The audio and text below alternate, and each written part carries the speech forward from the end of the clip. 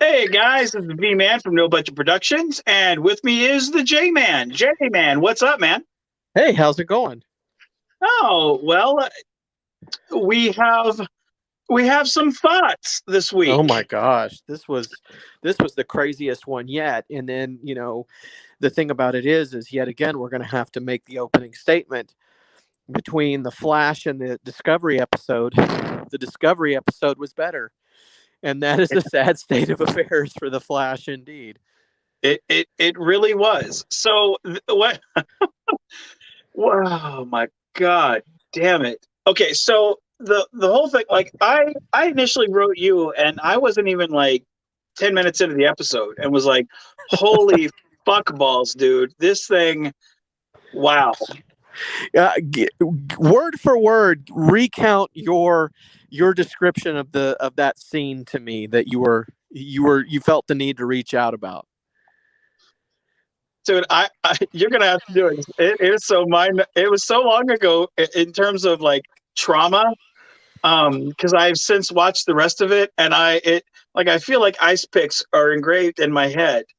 Um, Okay, I'll recount the phone call then. Vance calls me up and he says, "I'm not even 10 minutes in, and there's this scene at the very beginning. It's primarily, a lot of the teams there, but it's primarily between Cecile and Iris." And he says, "This is what I think happened when they filmed that scene. The director was like, 'Hey guys, we're gonna turn on the camera. I'm gonna go to craft services because I haven't eaten since noon. Once we roll camera, just give up. just go. Just do it. Doesn't matter. Just, just No need to try and act. Just say the words. It doesn't matter." it doesn't matter. I got a hunger headache. Just go. My theory is they could have even pulled a Vance, and there was, they didn't have this, they forgot the script that day, and they turned on the camera and somebody went, "Okay, say this, Iris." "Oh boy, isn't it bad? I think Joe might not be dead." Because literally that's what the deliveries were in that scene. It was like, "I think that this was not an accident. I think my dad is alive." You're like, Well, wait a minute. We know these actors can do better than this. well, and I don't know who's doing Iris's hair, but god damn it, she looks like a bobblehead with like the worst wig. Like, dude, take a comb to the like comb your fucking hair, Iris. Like you are supposed to be like this, leader of the paper, and there's supposed to be this high, like she like sadly she is the best part of the episode, and I can't take her seriously because I'm like, look, that's either a bad wig or you're like you got really like whoever like whoever's doing your hair sucks, lady, because it is bad.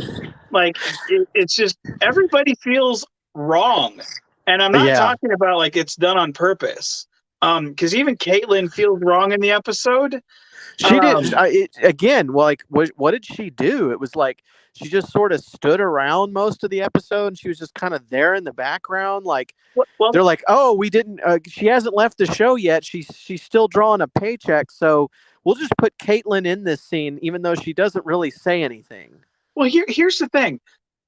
She tells a lady who's well above her age something that she wouldn't even tell somebody that was like half her age.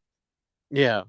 And to me, it's like that's if somebody came to me and said, "Look, I think Mona's still alive," and it's somebody that was like really like I mean, we've seen some weird shit.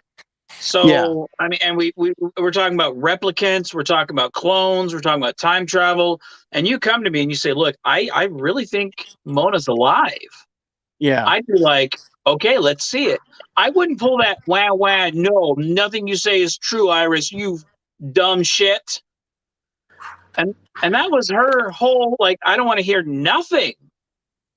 I mean, it There's was there's this episode of Stargate SG-1 where Colonel O'Neill shows up at the base one morning and he's a kid. Overnight, he's gone from being, in his late 40s to suddenly being 15. And somebody says, like, "This is one of the weirdest things we've ever seen." And Daniel Jackson's like, "Well, there was the time that he became really old. There was the time he became the caveman, the time we all swapped bodies. You know, like this isn't new. You know what I Yeah. mean? And so it's like, to your point, it's like they've had doppelgangers, they've had people travel in time, they've had all kinds of crazy shit happen.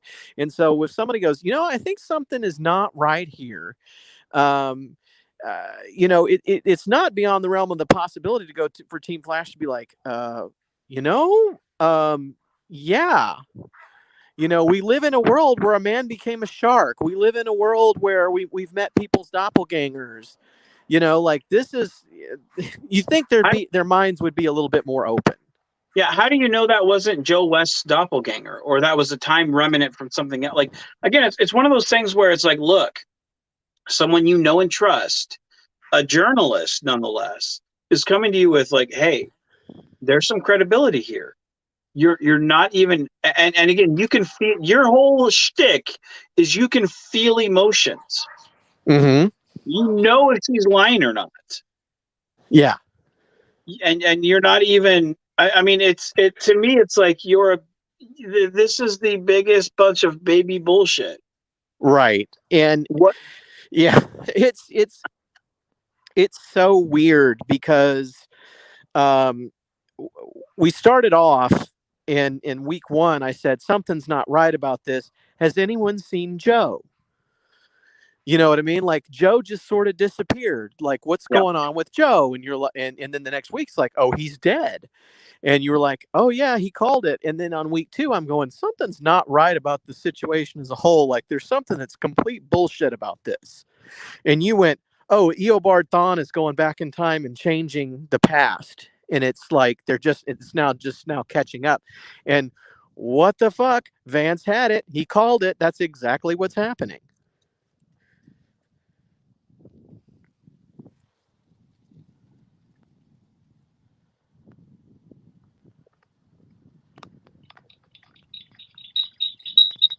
Oh, there you are. Yep.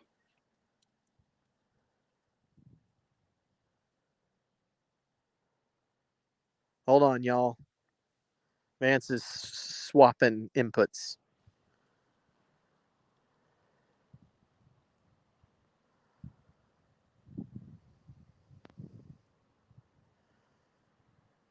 Oh, can't hear you. You just need to unmute. There we go. There you are.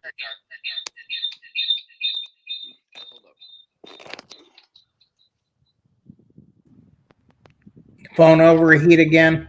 Yeah. It's about to. Yep. Okay. Okay. So I guess where we left off is I was saying, you were saying last week that you thought what was going on was that Eobard is going back and changing history, and that appears to be exactly what's going on. Yeah. Yeah, it's one of those things where, it's you have that one dude from the Still Force, which again I don't really Ugh. I don't even really I wasn't a fan of that storyline. I'm not a fan of the actor. I don't like him. I don't like the story, and I don't know if it's I don't like the actor because of the storyline they put him in, and I hated it so much that I'm a bigot toward the actor or whatnot. Hey Daniel Vance, how are we doing, man? Um, I don't know. I don't know what my problem is. I don't know if it's that he's a bad actor or if the character is so bad that it's influencing my judgment there, or if the storyline was so bad that it was influenced. Like, I don't know what the issue is, but every time I see him, I get mad. I do. It's like I get mad, and I don't know why. And it's kind of like every time I see um um Chester now, I get I roll my eyes. I'm like, man, stop talking, dude. Like you're an idiot. And I used to really like the Poor guy. Chester. I do, especially at the end when he's got like long dreadlocks and shit. And I'm like, don't try to be hardcore now. You're not. You're a moron. Um, And you know what's going to happen. Allegra's totally going to hook up with him. You know, that would be more interesting than anything she said in this whole fucking, That is, everyone's seeing that one coming a mile away. She's all like, "Oh, Chuck, let's go play Dungeons and Dragons." And then at one point they're going to be playing Dungeons and Dragons, and she's like, "I like Dungeons and Dragons, but let's play Dungeons and Dragons." Dude, You know, dude, if she starts talking about, well, I'm a level 39 whatever, and you've got to see me in my loincloth, and I'd be like, man, I'd show up for that session. Hell yeah, leather. Sign me up, lady. I'll you can shine my sword anytime, whatever, lady. It's I mean, but going back to Mystic, dude. Well, hold on. Daniel Vance said, I have to mention something we all overlooked last week. Barry allowing Gideon to simply kill herself because reasons. She's a founding member of the Flash group. Shame, Barry. Yeah, no, Barry's a fucking dumbass in every sense of the word. You allow he said this week to Black Lightning, this is the worst day of my life. No, you gave yourself the worst day. You allowed them to come in and fucking shut down your shit. You allowed the fucking Gideon to be fucking destroyed. You're allowing the boss lady to come in and take your job away from you. Like you're allowing all this shit. At any time, all you have to do is have the Flash go on TV and say, "Hey, Barry Allen is not this," and have you go on TV and say that. You choose not to. he can fucking travel through time, dude. All he has to do is figure out what the problem is and go back in time and fix it. You know what I mean? Like Barry he's been like a complete idiot. And I was texting you out that all through the episode. I was like, man, Barry is really acting like a moron this entire episode. And Black Lightning should have just kicked his ass. You know what I mean?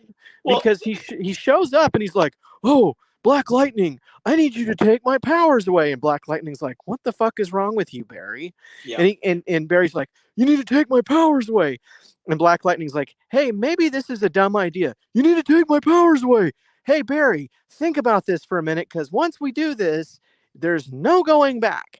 And if it were me and the thought had occurred, "Oh, I need to have Black Lightning take my powers away," then I'd stop and go, maybe that's what someone's trying to make happen with all of this bullshit. Maybe someone's trying to get my powers taken away. And guess what? They make an attempt, and so Barry's not as fast and he doesn't have as much of a speed. And who's revealed to be behind it all at the end of the episode? Fucking the Reverse Flash. So you just let Eobard Thawne totally fucking punk you. Well, and that's the thing too, where they're having the fight. Like I have several issues. Like the only redeeming thing. Like I liked Iris in this. I felt like she was a redeeming factor, but not enough to make me watch the whole episode. But I felt like the best thing about this episode was Black Lightning, and it makes me actually want to go back and watch that whole series. So I never did. I never got a chance to. He was awesome. And honestly, by the time I actually got around to thinking about watching Black Lightning, the CW shows were on such a downturn. I was like, fuck it, I don't give a shit. Titans came out, and I was like, fuck it, CW shows, I'll watch Titans.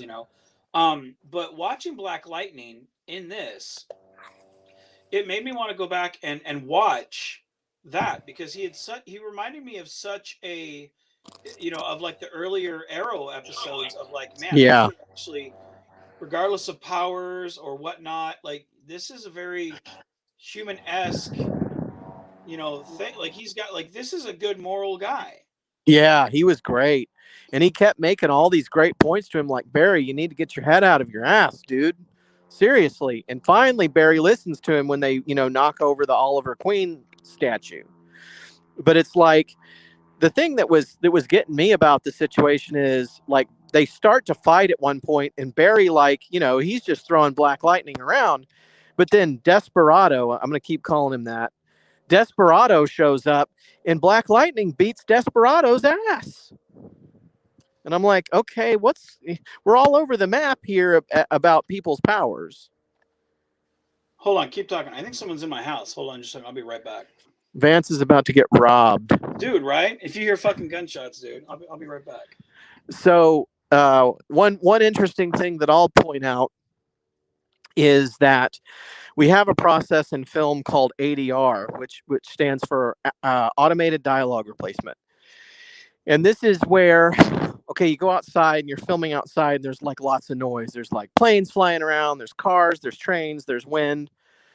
And so a lot of times when you film outside, what you'll do is you'll go back to the studio and you'll put up the footage, and the actors will go in an audio booth, and they'll revoice over their lines.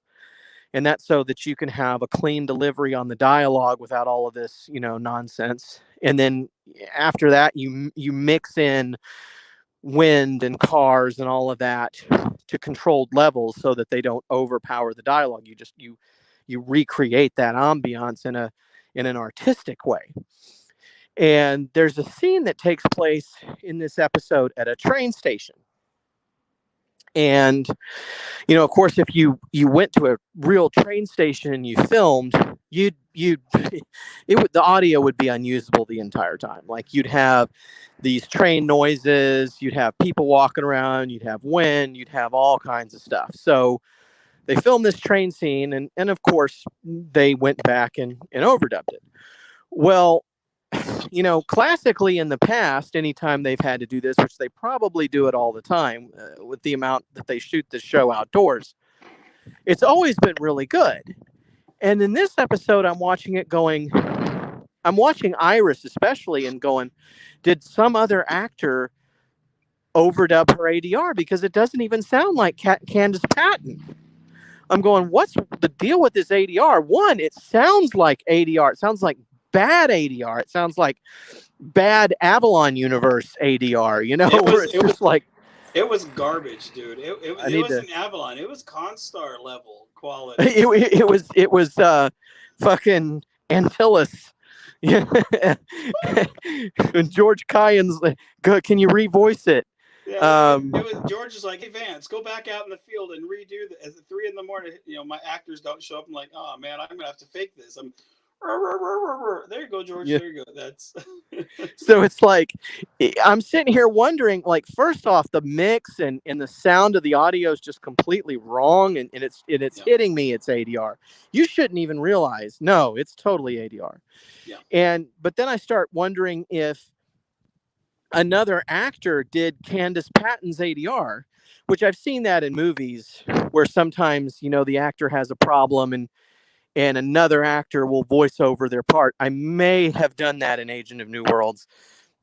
I won't confirm or deny, but I'm wondering if another actress voiced over her lines, and I keep listening to it going, no, it's her. It's definitely her, but it's just so not right. Like it's like she just was half asleep. Like she came in and she didn't have her cup of coffee or something, and she just walked into the booth and went, okay, the line is maybe she wouldn't even trying to like listen to herself and recreate the performance. She was just fucking saying the lines, and she's like, oh, she came in and just read it off the script, and somebody in post did like there's like an automated way that you can, even if somebody just read it off the script, you could like match it to the audio, but it's an AI thing that'll stretch or compress your voice and it doesn't sound right. And it was like somebody did that. It was just like the ADR, her entire ADR for the episode sounded weird as fuck, and I can't figure out what it was. She left her coffee near the at the concession table with the director when he walked away from both. Yeah. Cecile, so Daniel Vance said Cecile's mental power faces are so good at making me laugh. No, and that was one of the things that I brought up to Josh, was the fact that Cecile, she's fastly becoming the character that I hate the fucking most, like the most worthless character. Because it's like you bring nothing to the fucking table. And every scene you're in, I fucking hate. I mean, it used to be Iris back in the day, because it's like, we are Flash. No, fuck off. You're not. You're his wife or his girlfriend, but you are not Flash. Yeah. With Cecile, it's like, look, you are a glorified, like, you're a glorified Counselor Troy. And I hate Yep. it because it's like, now you can't even act. I don't believe anything you say. And everything you say is either overacted or, like he brings up, the faces that she makes. And now with this, you're so over the top on not wanting to believe that Joe is alive. And it's one thing to have grief that your husband's dead, and I get that. But I mean, it's just, I don't believe any character in this film, or I mean in this show, for any reason. I mean, you say, "Hey, how you doing? Fuck you. What are your motives? Oh my god, you're gonna kill me. You're gonna stab me." I mean, it's oh my god, calm the fuck down. But going back to and highlighting this is Barry's fight with Black Lightning.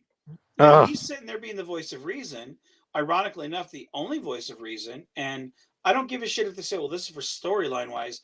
Fuck you. We took we took 3 episodes to get here. That to me is a problem because I've been bored for 3 fucking episodes, and this is their event. Yeah. That's an issue. Well, and that this is at this point, it's Jarvis Davidson level criticisms are entering the argument. Like, I got bored. You know what I mean? Like, that's bad. Yeah, no, it really is. Um, it's such, my biggest thing is not only the conversation. Oh my god, you're not going to help stop me, then I'm going to fucking attack you so that it doesn't stop me from destroying the world. What type of stupid bullshit is that? In my mind, if you're not going to help me, fine, I'll find somebody else that will. Especially if the whole point of that scene was you're the one that's creating his protocol to help you fucking do it for injustice. Here's the whole point. If you have a protocol called injustice that's going to help stop members, that means you've already got something set up. That's what Batman would have fucking done. You would have had protocols that would have said, "Fuck it, we're taking every member out. We're having these protocols up," and that's what you would have had ahead of time. If you were really being smart, that's what you would have done. That's what a writer would have wrote. Hey, we have all these things set up so that if we need to, all I got to do is come to you and say injustice, and you said, "Okay, let's do it," and then boom, knock to it. And that's not, "Hey, injustice. Okay, Barry, go ahead, do the work for me so that we can take your powers away." What? Because you just set it up so that we could create tension there where it doesn't need to be.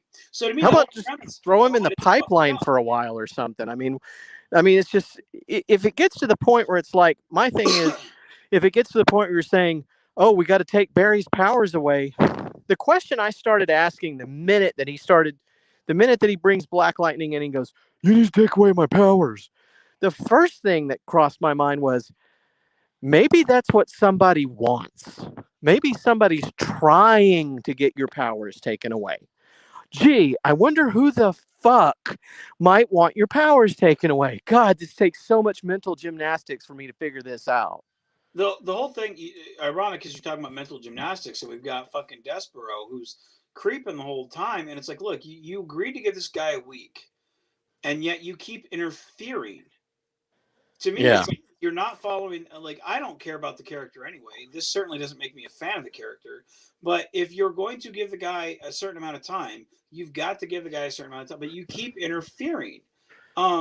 So Daniel Vance says, and watching the team go from a multi-billion-dollar facility to a garage, what the fuck? Barry wasn't smart enough to set up an off-site facility for just an eventuality. Short-sighted for a fast-thinking man. I kept looking for the Superman chamber to take away Barry's powers. No, and that's exactly it. The thing is, Barry should have had, like, everyone, in my opinion, if you have a protocol called injustice, it should be every one of them should have a contingency for every one of them. So hey, if what's his face doesn't want it, then go to Kara. If Kara doesn't want it, then go to fucking Batwoman. But it's like, look, the whole point of injustice is, look, I don't need your permission. You need to stop me. Yeah. And so, I mean, the whole thing is like, I get where, I mean, Black Lightning is in the right. Yeah. But if you have to create the thing to stop you, why do you even have a protocol?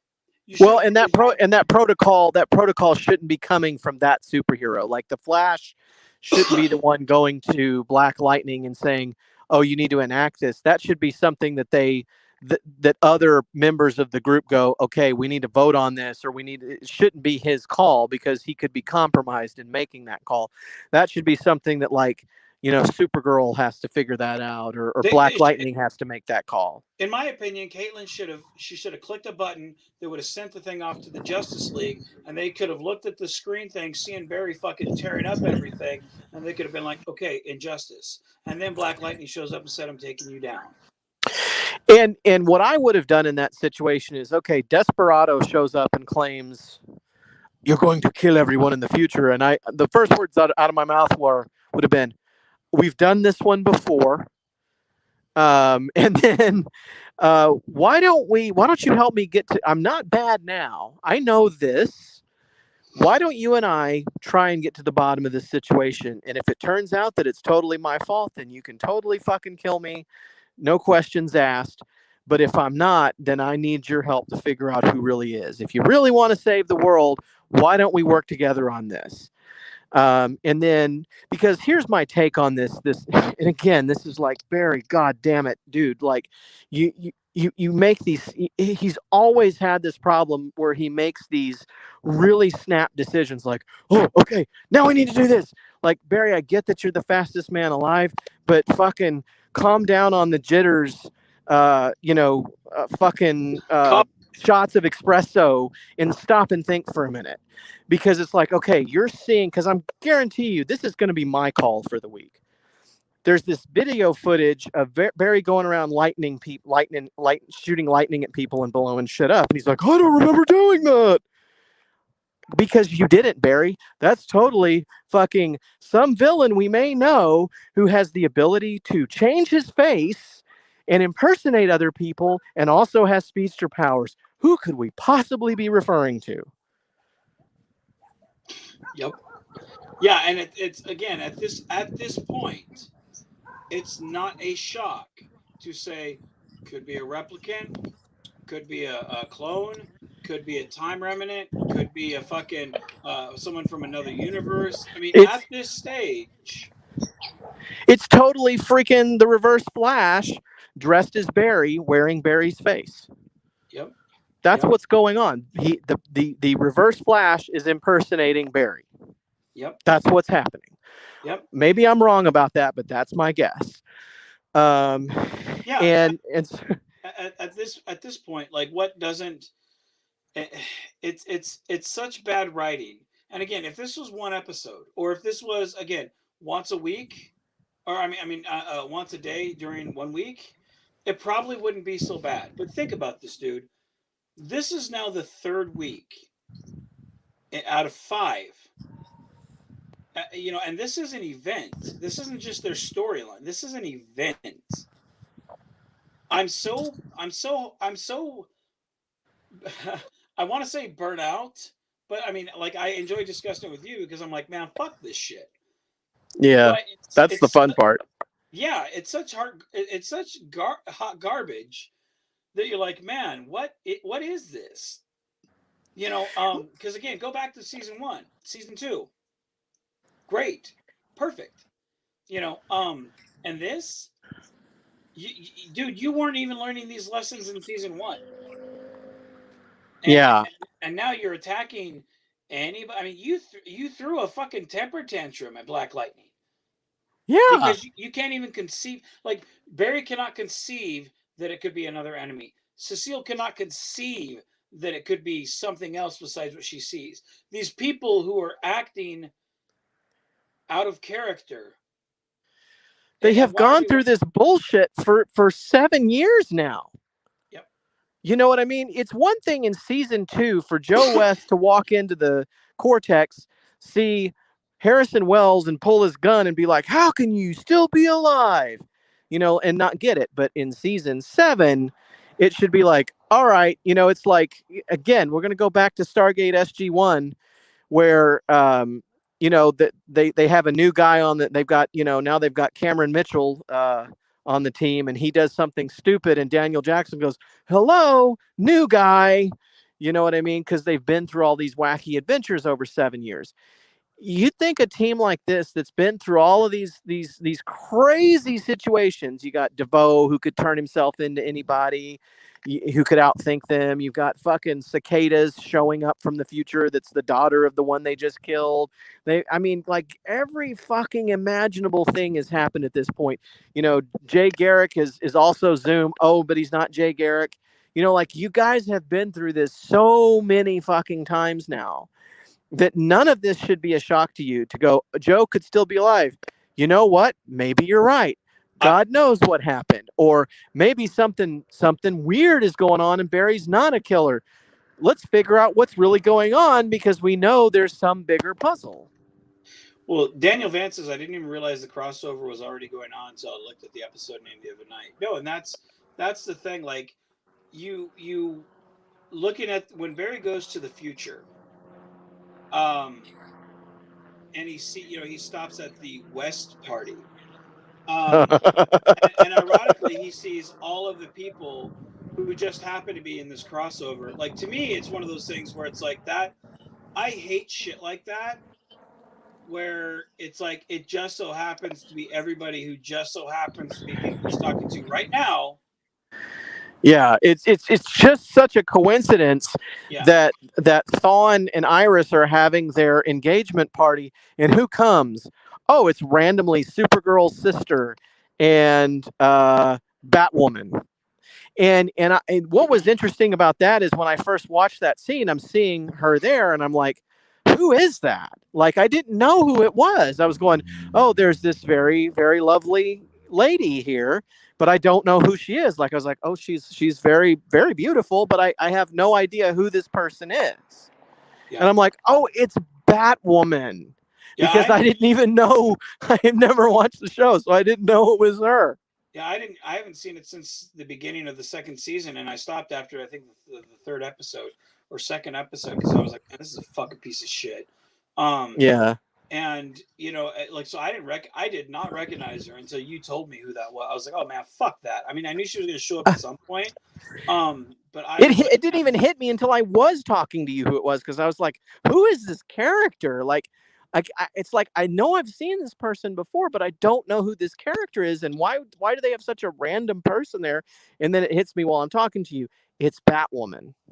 It's fucking terrible. Like, the thing about it is like, and of course none of, like, it's so far in the future, but none of them fucking age, except Oh yeah, that was the other thing. Yeah, that was just like, you're 16 years. I don't look like I did 16 years ago. I can tell you that much. No, I mean, I put on a pound or two in 16 years. The only thing that shows a passage of time in any way is fucking Chester's hair. Yeah. And that, it's such garbage. But I'll tell you the thing that sucks about the Flash now, because I know you'd said before the show you're at 25% on your battery. Yeah. Where are you at right now? I don't know. Okay. Because I don't want you to lose all battery life. So I'll tell you, the one thing that I feel about the show now that wasn't that way in the beginning, and I feel like each season progressively gets that way because they keep upping the Eobard Thawne shit. And again, I love the character in the beginning. I don't really love him now, and I'm not excited to see him now. And this comes from a fan. Is nothing matters. Nothing that happens matters. You have Nora that comes. She goes into the antimatter thing. She fucking dies. It doesn't matter. You have Savitar comes back, and oh my god, this future happens, and nothing matters. You have, how many times have we had something come from the future that this was supposed to happen and it doesn't happen? And like, how many times are you going to repeat the same shit? Rinse, repeat, rinse, repeat, rinse, repeat. I'm tired of it. How many times has he gone to the future to see something? The future is so fucking fluid. You had the future where Iris dies. You have the future where Nora lives. You have now this future. That's 3 different futures. We're not even talking about Flash. Well, I mean, you go back to season 1, and the future that was there is that he disappears in 2024 in Crisis fighting the Reverse Flash. Well, he never fought the Reverse Flash in Crisis, and Crisis happened in 2019 or 2020 instead of 2024. Because what you're looking at there is that they went, oh, we're going to do this show for 10 years like Smallville, so we got to have it go all you can tell that the original plan was, okay, we start this show in 2014, it's going to go till 2024, and then at the end we go full circle. You can tell that was what the original writing destination was, and they've changed it and changed it and changed it over the years.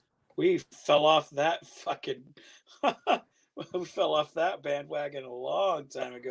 Like, the thing is, like, I say this with all sincerity, and again, I love the Reverse Flash so much that I named Royce's character after him in my fucking films. I love that character.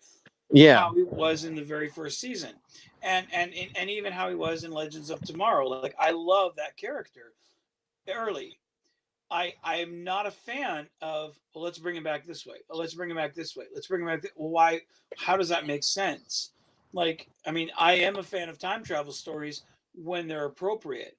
I'm not a fan of time travel stories when you just fucking do whatever the hell you want. And that's the problem with this show, is they're so fucking fluid. Nothing matters.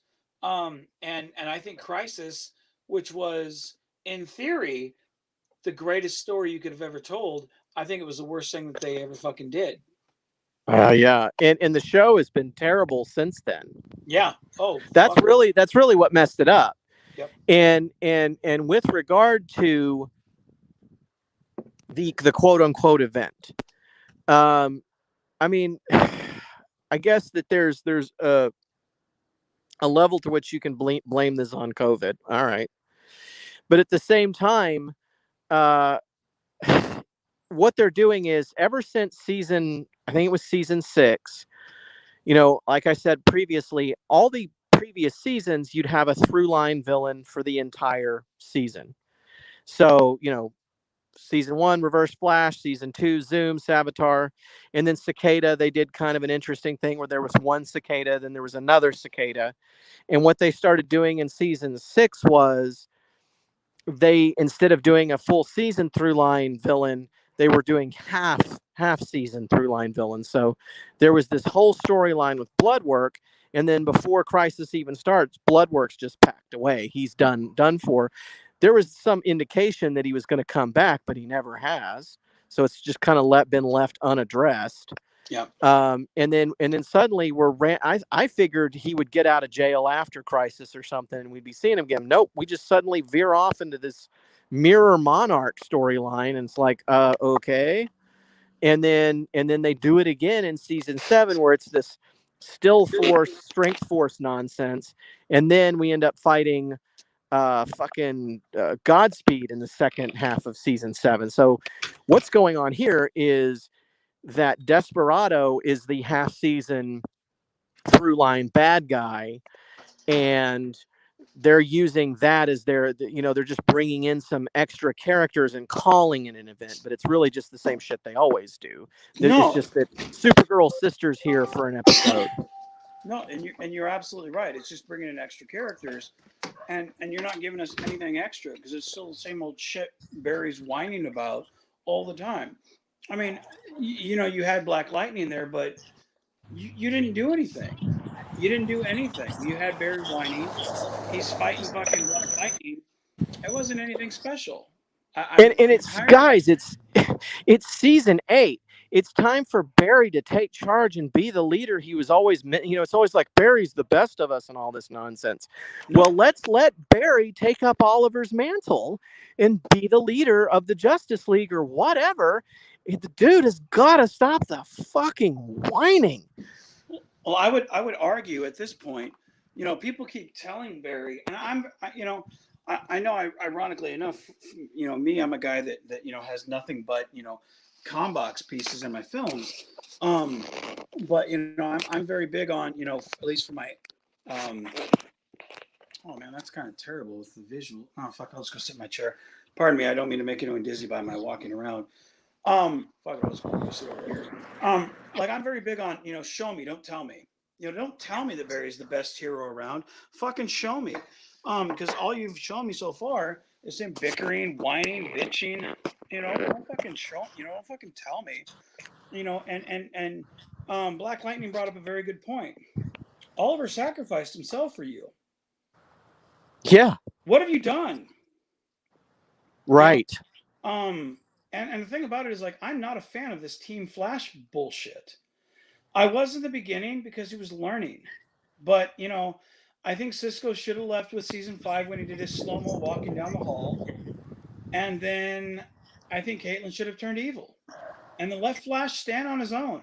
Cecile sucks. She's miserable in every scene she's in. Chester's fucking dumb as shit. Allegra's fucking stupid as dumb. I mean, she's dumb. Have it be She Barry. basically serves no purpose. No, she's done nothing except talk to Chester. I mean, I'm tired of watching them ping pong each other over fucking dumb shit that I'm like, So Daniel Vance says, following that, maybe Barry will end up in jail with everyone thinking he's Thawne mentoring his own kids. Here's the problem with that, Daniel. We've already seen him in jail. I don't want to see it again. Absolutely not. And that's the problem where I feel like Flash, that's where the Flash is suffering, is they've told every story, and every story ends on, well, let's talk them out of it. When was the last time Flash actually punched somebody in the fucking mouth? When he fought Black Lightning. Which he shouldn't have been doing. That wasn't a villain. That wasn't a villain. I know. He's punching the wrong guys. So you're teaching my kid, punch your friend, but if someone comes in the house, talk to them. You just shot Dad in the stomach. Hey, don't do that, mean guy. Hey, there's my friend. You want a cookie? Bam! Down goes the... Damn, Royce, calm down. Shit, I'm gonna end up like Thomas Wayne. Fuck. Well, let's just sum up the storyline real quick, because this is what's going on. It's my turn to do this now. At the end of season 7, there was that infamous scene where Reverse Flash decides he's going to fight Barry. They're going to have it out right then and there. And we find out that suddenly Barry is just, over the years, he's gotten so much faster than the Reverse Flash that the Reverse Flash just looks like he's crawling in time. And Barry's like, oh, this guy, he sucks now. Right. Back in season 1, he couldn't hold a candle to the Reverse Flash. And now the Reverse Flash is nothing to him. And he just defeats him without even trying. And so in Reverse Flash is like, what happened? And Barry's like, well, I got faster. Didn't you? And he's like, no, shit. And then runs off. And so what happened was, instead of the Reverse Flash trying to get faster, his plan was, I'll make Barry slower. And so he goes and he manipulates the timeline to gaslight Barry into thinking he's a bad guy. Desperado comes after him. Oh, shit, what's going on? And then Barry enacts this injustice bullshit because he knows Barry's stupid enough to think that he actually did this. Oh no, I must be a danger, so I'll go get Black Lightning, take my powers away. And Thawne is just laughing all the way to the bank with this garbage, because it wasn't Barry attacking anybody. It was Thawne pretending to be Barry, but he knows Barry's stupid enough to question the situation. Go, was it actually me? That and that's going to set up, eventually Desperado's going to become their ally. Then he's going to die. And then it's going to become a showdown between Barry and Reverse Flash.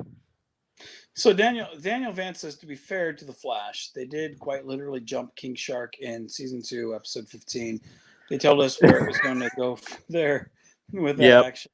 I would have to, I think for me, the biggest disappointment was the switch between Zoom being Jay Garrick to Hunter's Alden. To me, that was the biggest what? And I think from there is when it started the decline. It wasn't bad by any means, but I think from there it was like you really you were riding high, because I loved him as a hero. He was great, but I mean, it was like, why did you do that though? What was the point? So it was really cool in season one. They do this great, betrayal. Harrison Wells is really the Reverse Flash. Oh my God. Yeah. And then they turn around, and then in season two, and look, season two is my favorite. But in season two, they're like, oh, your buddy Jay Garrick, he's also the bad guy. So we did the same thing again. Okay. And then, but it didn't bother me all that much. I was like, it was still a good season, still a good storyline, still fun to watch. You're still engaged in it. And then they go to season three, and it's like, well, we can't do that again. What are we going to do this time? Oh, now Barry's the bad guy. Okay, golly. Yeah. Okay. All right. Okay. And then I felt like it got better for a little bit. I felt like season 4 was not bad. I actually liked season 5 a lot. I thought season 5 was the best season post season 2, except for his costume was awful. And then season 6, it was just like, what's going on? Yeah. See, for me, I think season 5, like I was really perturbed with season 4, or it was season 5, because you got rid of Kid Flash because you didn't want another speedster, because it's hard to tell a story with 2 speedsters, and then 2 years later you bring in Nora, and I'm like, the stories you could have told with Kid Flash, you didn't. You're doing with Nora, like, and I didn't. It bothered me the whole time, because I like Jessica Parker Kennedy, but like the problem is, like, you in I think it's Black Sails that she's in, and you, like, several times in that show, like, you see her titties pop out in that. I mean, it's a show that has nudity all the time in that show, Yeah. and the whole time in the Flash, like, she looks like she's Barry's age, but she's acting like she's like a 13-year-old. Uh-huh. So for me, I'm very uncomfortable with, like, act your age, because Yeah, this you is, got this supposed, little girl, and yeah, she's been, doing, hardcore sex scenes in another show. yeah. To me, it's very uncomfortable, and to me, I don't like that. If to me, if you want to approach, a child superhero, and be a child, approach it like Kick-Ass did, where it's a kid that looks like a kid, not something where, hey, you've got your titties popping out over here, act like a 13-year-old. No, that is not okay to me. Um, so the whole time, and again, I understand, she looks at the Flash like wide-eyed, like, wow. But there's a difference between being inspired by someone and, gee golly, that's not Burt Ward type mentality. So to Hmm. me, I did not like that season, and I felt like I wasted a year watching storylines, um, that just really didn't go anywhere. And then, like you said, you go to season 6, and you're like, what the fuck is this? Um, so to me, Well, I guess from my perspective, I haven't seen that other show that you're talking about. it's Um, it's a great show. It like the main character in it. He plays in Lost in Space, the new Lost in Space show, uh-huh. and it's a great show. And it's, So, but I guess my point is that since I hadn't seen that other oh, show, I didn't have that perspective of her being in these mhm, hardcore sex scenes. So, like, I didn't have that perspective on it, right, and um, I didn't think she was 13. I just thought she was a really ditzy 20-year-old. So it was like, it didn't. I found her annoying at times, yeah, but I felt like that the cicada storyline was enough to kind of like keep me interested. I was a bit disappointed in the Reverse Flash storyline. Like, I was like, we should be. I didn't want to see him again. no, I said, I think they should be saving him for the end. Like, don't overdo it, because then here we're at the end, and here he is, and it's like, it's kind of played out. And I feel like they should have used him a lot more sparingly over the years, so that it wouldn't be as played out now. And so I was sort of somewhat disappointed in that storyline, but at the same time, I did like the battle they had at the end. So, See, what I would have done, and again, this isn't. You and I tell stories very differently than how these people do, but for us, the long picture, the big picture is more important than the short term. I'm going to mute for a second so I don't Tyler Donovan you. Hold on. Keep going. No problem, man. The big picture is more important than the short term story gain. What I would have done is, to me, in the first season, one of the most important things is, in whatever storyline that Barry was in, he in one of the storylines, and I forget what it was. Barry goes to he's looking out his window, and then all of a sudden, like, Reverse Flash is right there, and he's just looking at him, and then he zooms off. And to me, I think if you would have done that, I think if you would have done that throughout, maybe 2 or 3 times during the show, the series each season, to where the Flash and everybody is like, dude, what the fuck? And just bring it up. Never actually have to have him there. Then that would have been so important. You would have kept the character around, but you wouldn't have actually had to have seen him. What do you think, man? I'm sorry, I was going to the bathroom. Oh, you're fine, man. If you're talking about the Reverse Flash, yeah, I think that they should have probably been a little bit more sparing with him over the years, so that having this final confrontation with him would have a little bit more weight. Because as it is, it's like, like, say you hadn't seen him since season 3. You know what I mean? Or whenever, from whatever that crossover was, where the Crisis on Earth X or whatever. Like, let's say you hadn't seen him since then, and then you have a deal. He's fighting Godspeed, and suddenly Reverse Flash shows up, and you're like, oh my God, where did he come from? It might have a little bit more weight to it than it did. Yeah. Well, and that's why I say, like, maybe like every 10 episodes or so, or maybe like every half season, like not in the mid-season cliffhanger. I don't believe in doing shit like that, because it's like, then it built, it's coming. But like, maybe like, episode 8 or episode 16, just random, but put it into the storyline where it's like, hey, this is a real good victory.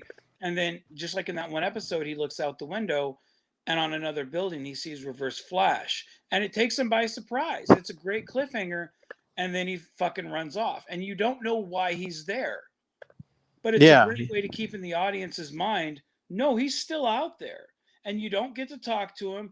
Barry never catches up to him. Maybe he runs, and he doesn't even know where he went. He's just like, fuck, I can't catch this guy. Where is he at?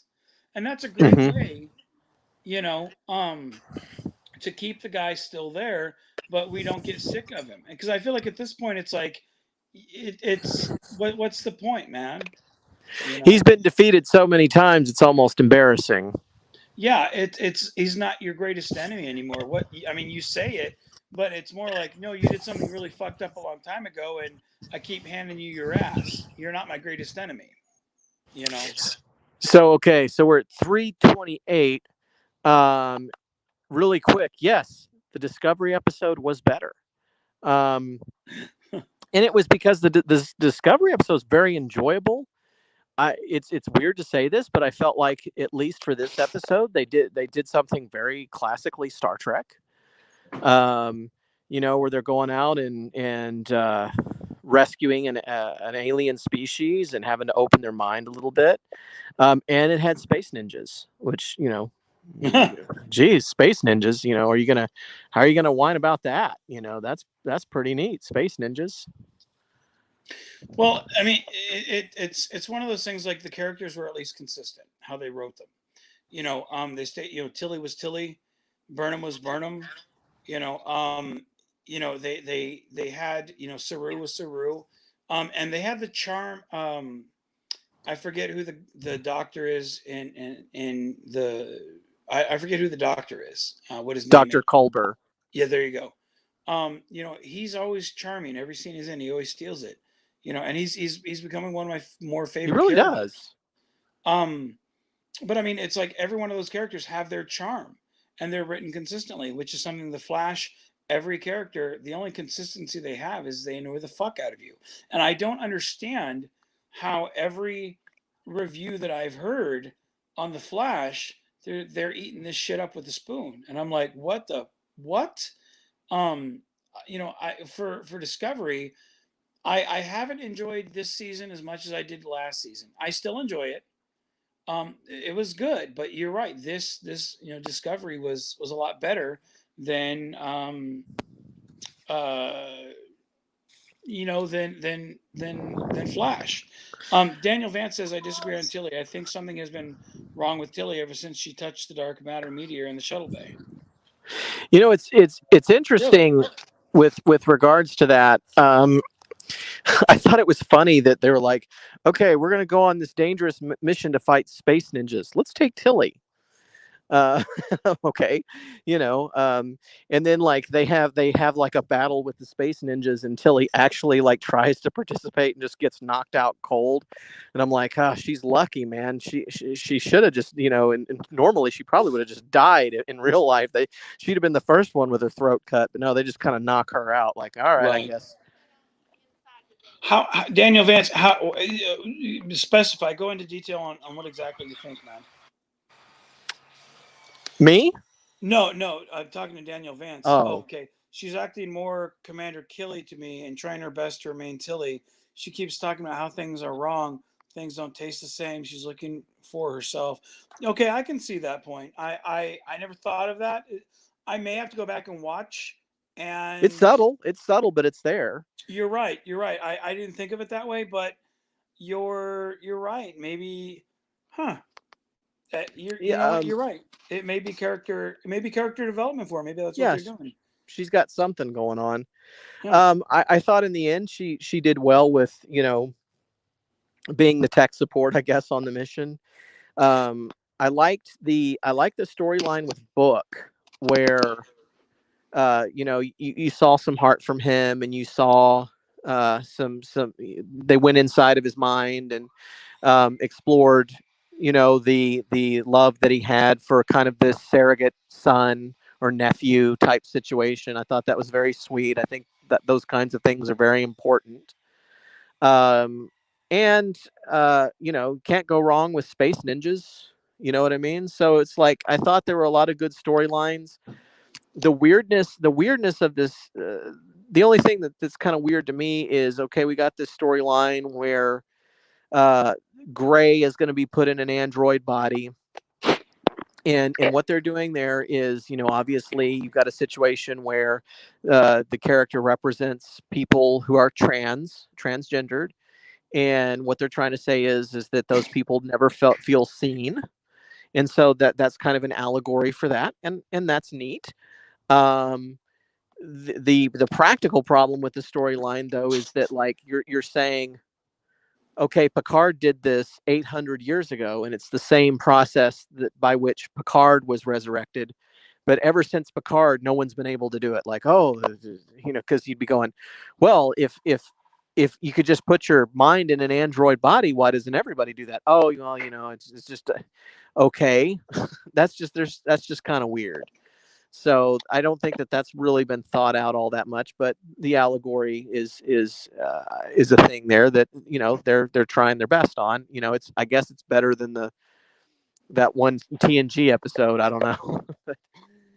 I personally I like the relationship that Gray had with Colbert. Is Colbert? Yeah, the Doctor. Yeah, I liked their chemistry they had last season. Yeah, When you could see her, like, I liked that, but I'll be honest with you. I don't like the other lady, or the other, not, well, I mean, can't say lady. The other uh Adira. yeah, I don't like Adira. I find Adira annoying.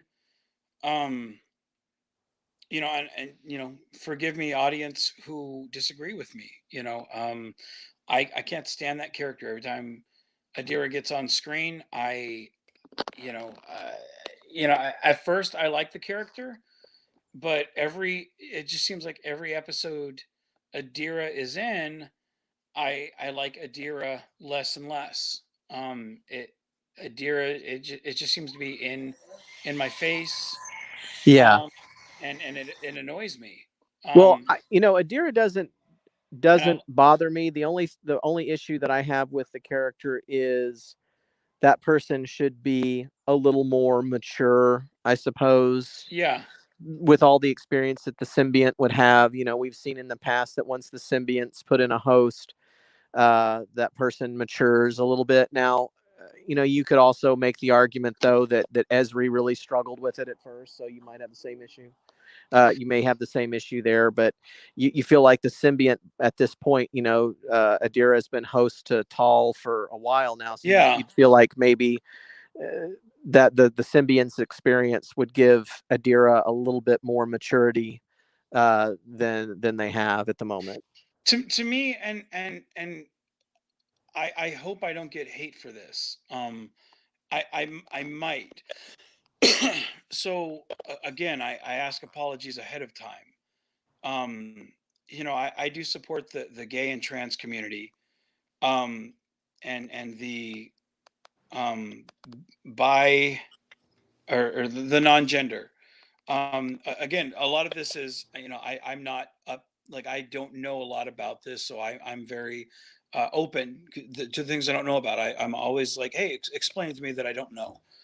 Well, I Here, feel like people's choices on how they live their lives is up to them. well, my thing on it is I feel like when she had the, I feel like before the her and Stamets conversation, on, when he said her or she or whatever, and she said them. I'm this is how I want to be known as. And he kind of gave her the nod of approval of like, okay, you know um I feel like everything kind of after that point, I feel like the character what regressed, of like, this is the only reason, like, because I feel like everything before then, I didn't mind the character. I liked the character. But I feel like everything after that was like, okay, this is the only point we want to make with this character, and now that we've Yeah, done it, we don't know how to write the character. yeah, And to me, that's bothersome, because I really enjoyed the character. Like, and I do love the relationship that uh, Adira and Gray had, um, when they were in, before Gray had the accident. I love that. But everything when they're in together, I don't really feel that there's chemistry. I feel like they want us to feel that there's chemistry, but I don't feel the chemistry there. I feel it from Gray, but from Adira, I just, everything from that act, everything from the performer. it's pretty Um, stiff. what's that? It's pretty stiff. Yeah, and I don't, and especially this season, it's, the like I said, after that line on, I just continued to not like the character's performance. And then this season, I feel like it's bad. And again, I don't like that character anymore. Much like Cecile from Flash. Um, it's like, it's just, I don't know if it's the writing, that they don't know how to write the character anymore, or if it's the act, for the performer. And I don't know what it is. Hold on. Daniel Vance says, I think once she begins to incorporate her other selves more, now that Gray is gone, she'll be more experienced. I hope, you know, um, I don't know. Um, I don't know. I don't know what it is, because like I said at the beginning, I really enjoyed the character. Yeah. I felt it was fresh. I felt like, okay, this is something I can, jump onto and enjoy. And like I said, after that one line, it was just like they didn't know. It's like, okay, we made our point. Now it doesn't really matter how we write it. Yeah, for sure. So, but I do like books. I felt like that was the one endearing thing about the episode. Books, Great. books conversation with the Vulcan, best part of the episode, hands down. I feel, because Yeah. it showed the numbness he had in his heart. It showed the emotion she had in hers. So. Sorry, I'm stealing cookies. Yeah, I thought as far as episodes of Discovery go, this one was pretty good. I thought it was uniquely Star Trek, and I thought it was. I'd like to see more episodes like that. Well, definitely a lot better than The Flash. So, but all right. Well, we've been at this an hour and 5 minutes, and I hear you're grabbing cookies. So, Yep. with All right, that being Vance. said, I think we'll cut it off. Everybody in the chat, thank you for joining us. I appreciate it. Everyone watching this on the rewind, thank you for joining us. We'll do this again next week. And with that being said, Josh, Jman, thank you for joining me. See you next week. All right. Be genuine, be safe, and keep on geeking on, guys.